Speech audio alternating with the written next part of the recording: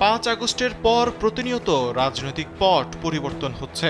এমন অবস্থায় জনগণের সঙ্গে সম্পর্ক উন্নয়নের মাধ্যমে নির্বাচনের প্রস্তুতি নিতে দলের তৃণমূল নেতাদের প্রতি নির্দেশনা দিয়েছেন বিএনপির ভারপ্রাপ্ত চেয়ারম্যান তারেক রহমান। বৃহস্পতিবার দলের রংপুর সাংগঠনিক বিভাগের অধীন জেলাগুলোর নেতাকর্মীদের সঙ্গে ভার্চুয়ালি মতবিনিময় সভায় তিনি এসব নির্দেশনা দেন। আওয়ামী লীগ সরকারের আমলে নির্বাচন কমিশন সহ দেশের গণতান্ত্রিক সাংবিধানিক প্রতিষ্ঠানগুলো ধ্বংস করা হয়েছে উল্লেখ করে একটি অবাধ সুষ্ঠু নির্বাচনের পরিবেশ তৈরিতে রাষ্ট্র কাঠামো সংস্কারের কথা জানায় অন্তর্বর্তী সরকার। এর প্রেক্ষিতে বিএনপির পক্ষ থেকে রাষ্ট্র কাঠামোর প্রয়োজনীয় সংস্কার শেষে দ্রুততম সময়ে নির্বাচন অনুষ্ঠানের আহ্বান জানানো হয়েছে। স্যান্ডেলিনা সো, রূপচর্চায় আভিজাত্য।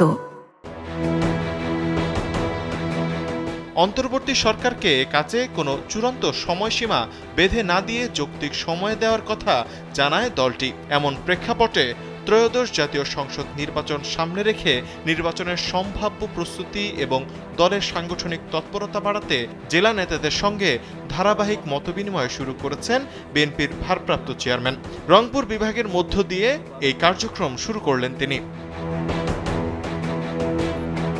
সভায় নেতাকর্মীদের উদ্দেশ্যে দিক নির্দেশনামূলক বক্তব্য রাখেন বিএনপির ভারপ্রাপ্ত চেয়ারম্যান। তিনি জনগণকে সঙ্গে নিয়ে দেশের স্থিতিশীলতা বজায় রাখতে ঐক্যবদ্ধভাবে কাজ করে যাওয়ার নির্দেশনা প্রদান করেন। এ সময় তারেক রহমান বলেন, দলের নাম ভাঙিয়ে কিছু দুষ্কৃতিকারী দেশকে অস্থিতিশীল করার চেষ্টায় লিপ্ত রয়েছে, তাদের ব্যাপারে সজাগ থাকতে নির্দেশ দেন তিনি। বিএনপিতে কোনো দুষ্কৃতিকারীর ঠাঁই নেই বলেও হুঁশিয়ারি দেন তিনি।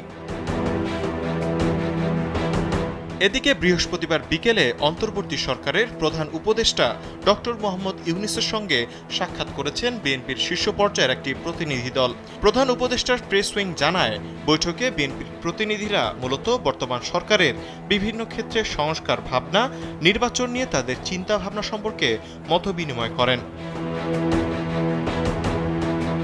প্রায় সোয়া ঘণ্টার বৈঠকে আলোচনা অত্যন্ত ফলপ্রসূ হয়েছে দাবি করে মির্জা ফখরুল ইসলাম আলমগীর সাংবাদিকদের বলেন, তারা আশা করেন অধ্যাপক ইউনূসের নেতৃত্বে অন্তর্বর্তী সরকার তাদের আন্তরিকতা ও দেশপ্রেম এবং যোগ্যতা দিয়ে খুব দ্রুত দেশকে স্থিতিশীল অবস্থায় নিয়ে আসতে পারবেন এবং নির্বাচনের দিকে এগিয়ে যাবেন। প্রয়োজনীয় সংস্কারসমূহ তারা করবেন বলেও আশাবাদ ব্যক্ত করেন তিনি।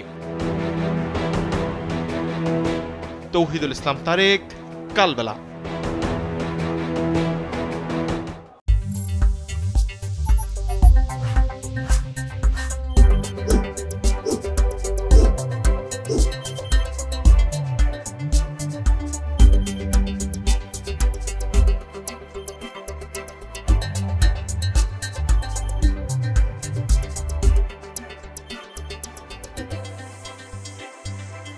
you